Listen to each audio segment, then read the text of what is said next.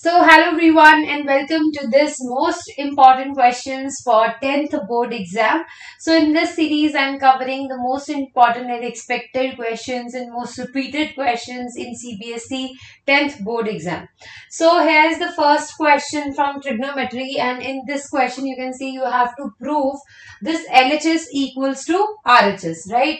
So we will start from LHS. This is from exercise 8.3 trigonometry chapter जो है आपका, वहां से ये पूछा है. तो क्वेश्चन नंबर 4th जो है आपका, जिसमें आपको प्रूव दैट क्वेश्चन करने हैं. Very important of exercise 8.3 4th question. So in this you have to prove this part equals to RHS. So I'll start with this LHS, और इसमें सबसे पहला जो ट्रिक पॉइंट है वो ये है. As you can see LHS में कॉस है, साइन है, और आपको चेंज किस में करना है? कॉसेक में, कॉट में, राइट? तो फर्स्ट ऑफ ऑल हमको इस कॉस और साइन को कॉसेक कॉट में चेंज करना पड़ेगा, तभी तो हम लोग प्रूव कर पाएंगे. तो फर्स्ट थिंग इज कि हम इस कॉस साइन को कॉसेक कॉट में लाते हैं. उसके लिए व्हेन आई ऑब्जर्व कि साइन को कॉसेक में चेंज करना है, तो ये 1 साइन होता तो कॉसेक हो जाएगा, कॉस के नीचे भी साइन होगा तो कॉट हो जाएगा. So the first thing, the first step जो इसका है, the star step is divide this whole numerator and denominator with sign. So अगर मैं यहाँ पे cos a minus sin a plus 1 divided by sin a, numerator को मैंने sin a से डिवाइड किया, divided by cos a plus sin a minus 1 divided by sine. मैंने numerator को भी साइन ए से डिवाइड किया, डिनोमिनेटर को भी साइन ए से डिवाइड किया. ऐसा करने के बाद में अब मैं ये साइन ए हर एक टर्म को स्प्लिट कर रही हूं, ठीक है?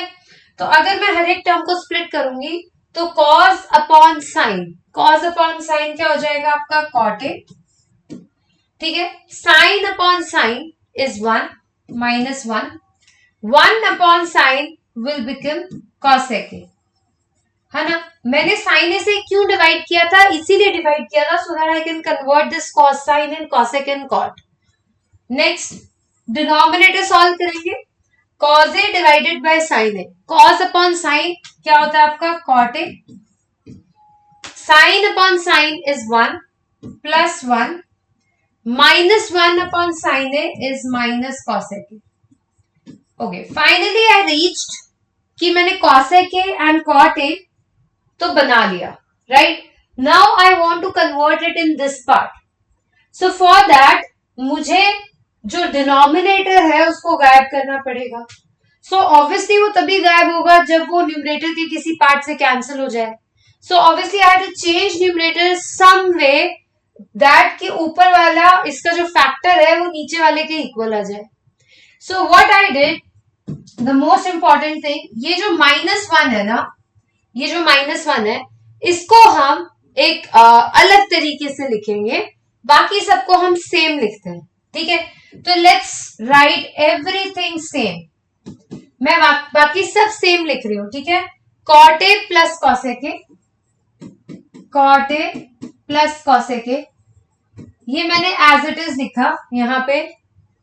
और ये जो -1 है इसको मैंने लिखा cosec स्क्वायर ए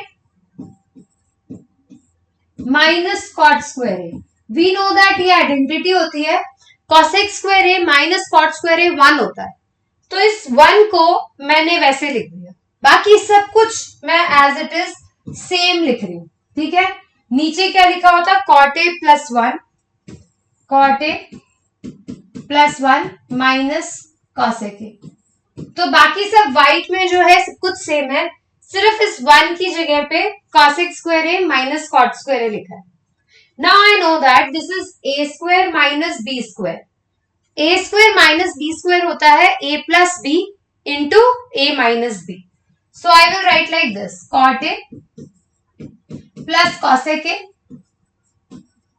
माइनस, इसको मैं ऐसे लिख सकती हूँ, cosec a plus cot a into cosec a minus cot a.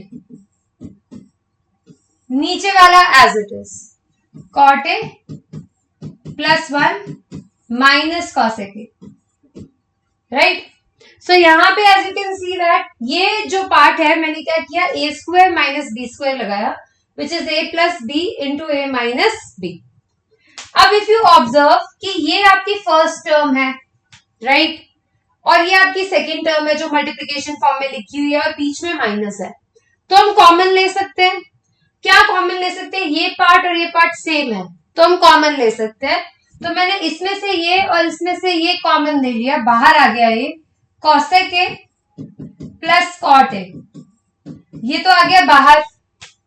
अगर ये बाहर चला गया तो इसके अंदर क्या बचेगा, इसकी जगह पे 1, ठीक है, माइनस ये वाला साइन, ये तो बाहर चला गया तो अंदर क्या बचा, ये वाला पार्ट, राइट। ये माइनस कॉसेक, ये तो बाहर चला गया तो माइनस कॉसेक ए, क्या आ जाएगा, माइनस कॉसेक ए, माइनस माइनस प्लस का आ जाएगा कॉट ए, राइट। और नीचे का पार्ट एज इट इज रखेंगे हम, which is cot A plus 1 minus cosec A. अब आप देखेंगे ये जो ऊपर लिखा हुआ है और नीचे लिखा हुआ है सेम है, 1 प्लस का है, कॉट प्लस का है, कॉसेक नेगेटिव है, 1 प्लस का है, कॉट प्लस का है, कॉसेक नेगेटिव है। सो ये पार्ट और ये पार्ट कैंसिल हो गए क्योंकि सेम है और सब कुछ मल्टीप्लाई हो रहा है, राइट। तो हमारे पास क्या बचा, हमारे पास बचा cosec A plus cot A, जो कि हमें प्रूफ करना था इक्वल टू आरएचएस, तो हम यहाँ पे लिख देंगे हेंस प्रूव्ड, जो हमें प्रूफ करना था। तो वी स्टार्टेड फ्रॉम एलएचएस, ठीक है, and we finished at RHS. तो इसमें जो 2 स्टार पॉइंट्स थे, स्टार पॉइंट्स क्या थे, फर्स्ट स्टार पॉइंट ये था कि आपको पता आना चाहिए कि इस क्वेश्चन को हमको स्टार्ट कैसे करना है, साइन से डिवाइड करके। Another star step was this कि इस 1 को हमको ये लिखना है, then we will be able to solve. Rest else is algebra, basic simplification है और कुछ नहीं है।